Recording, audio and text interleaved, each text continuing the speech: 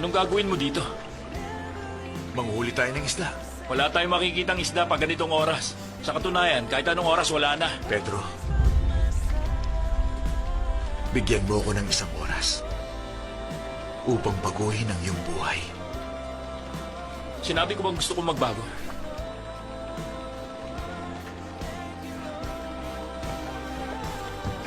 Maniwala ka sa akin. Wala tayong mahuhuling isda.